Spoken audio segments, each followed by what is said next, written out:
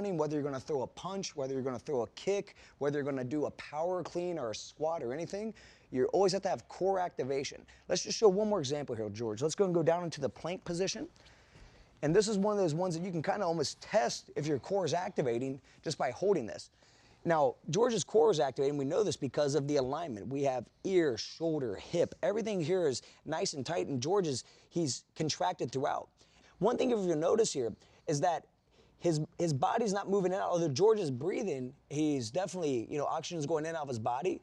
He's not losing the core activation. This is very essential. You don't want to start breathing, let your body collapse as you're breathing. You want to keep everything in place. And if you can, you try to breathe into the back of the lungs as you're there. Try not to just breathe real shallow. Try to breathe natural, but it's going to be a little bit more difficult because this is all contracting. This is restricting the movement of your ribs a little bit, but you still be able to breathe into the back. That's the whole idea. So breathe naturally, yet keep the muscles activated. It's a very important concept that not only for our program, but just for life in general. If you're ever gonna pick anything up, if you're ever gonna do any activity, this can help you.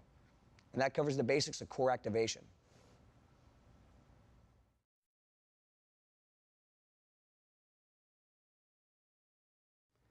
Okay, now let's talk about the burpee. The burpee is, in my opinion, it's one of those motions that probably best simulates the energetics of a fight. If you do it with an explosive nature and you really go after it, you can get a very intense workout in less than a minute if you just do as many as you can. It's one of those things that, because there's so much muscle being used and there's so much movement involved, that this really accelerates the metabolism and it works pretty much every muscle throughout the body. Let's go ahead and have you show a few burpees, George, just in full speed. Let's do 3 of them.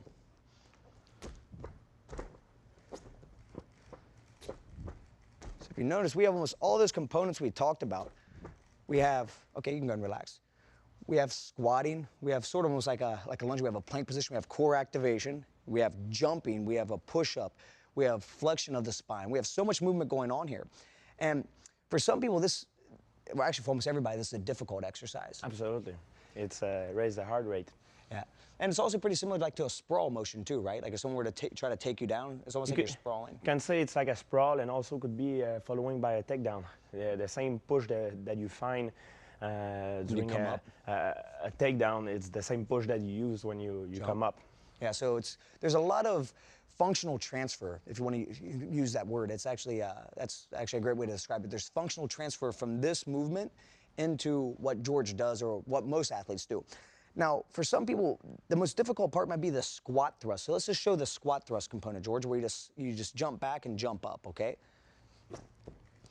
Now, if you have a hard time doing that, because see, George he's a strong person and he has good coordination. For some people, that might be a little bit too much in the beginning and the jump at the top. So what I'm going to suggest as a modification, if you're having a tough time doing the squat thrust, because you see squat thrust and burpees throughout the program, is I suggest you do this and sprawling. So this is a great substitution for squat thrust, burpees, and sprawling motions throughout.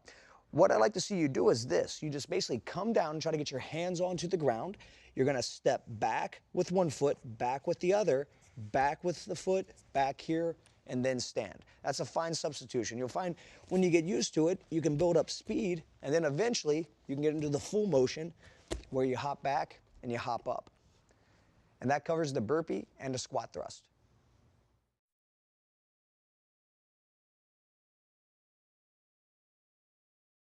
Okay, now we're going to talk a little bit about addressing the dumbbells.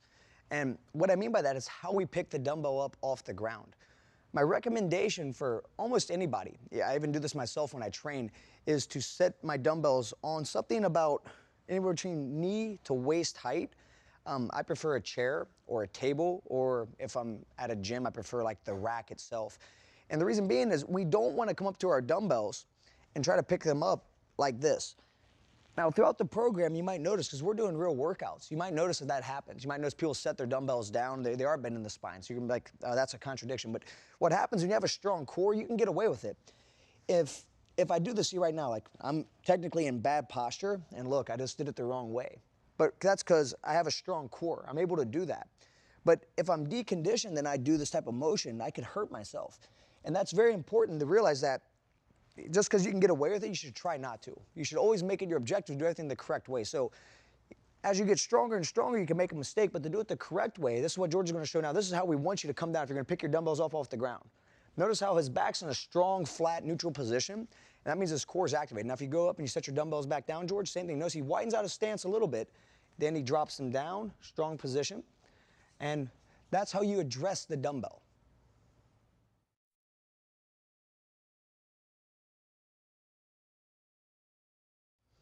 Okay, the dumbbell squat is very similar to the squat that we learned for just basic body weight squatting.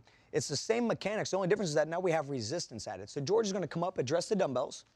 He's going to step back, and he's going to set his stance at shoulder width apart. The toes can point slightly outward, but for the most part, his legs are straight ahead. And with his dumbbells by his side, he's just going to squat down and then come back up. And notice how the dumbbells move a little bit out the way. Good posture. Try to get his thighs down to parallel each time. Good. Now, George, if you can, let's clean them up. And now this is what we call a front squat. So it's pretty much the same thing. Notice how he lowers down and drives up. The weights stay high, pushing the elbows forward. And notice how he gets down deep. It's the same thing. So there's two basic variations that we're looking at doing. And that's our basic squat with our dumbbells to the side. And then with our dumbbells up, the front squat variation. These both, basically what we're doing is the same type of squatting motion, like I said, the same mechanics. We're sitting back into that chair. The knees aren't going too far forward. We're activating all the leg muscles, the core muscles, everything throughout. And this makes your legs very strong. Keep everything straight. And that's the dumbbell squat.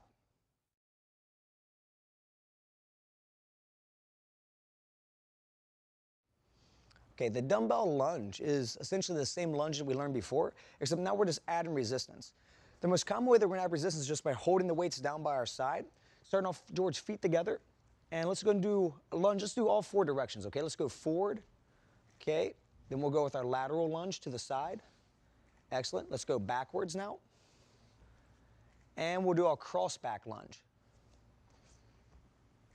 Okay, so those are four directions. And you'll notice that each one's a little bit different, but yet it's pretty much similar. Let's go back out to the forward lunge again one more time, though. So notice when George comes down here, when he lunges, now George lowered his knee down because that's for what I'm showing you guys. You know, if he holds that there, it actually becomes excruciatingly painful. And so he's taking a little break down here, but normally his knee would not be on the ground. He's just going to be here for a momentary pause, and he comes back. The key thing here, though, is actually how he's putting the weight onto his foot. His weight's not going onto the ball of his foot and his toes, and his knee's not projecting forward. He just steps forward and he lowers down into the heel. 90 degree. Yeah, exactly. Get that thigh to parallel, then come right back up into standing, pushing off the ball of the foot, and there it is. He's back into his position. So forward and backwards, and you can go multi-directions. Now, do you like doing multi-direction lunges, George? I like it because when I'm fighting, in every day of life, you know, you're going multi-direction. So it's important that your training reflect what you will perform. And that's the dumbbell lunge.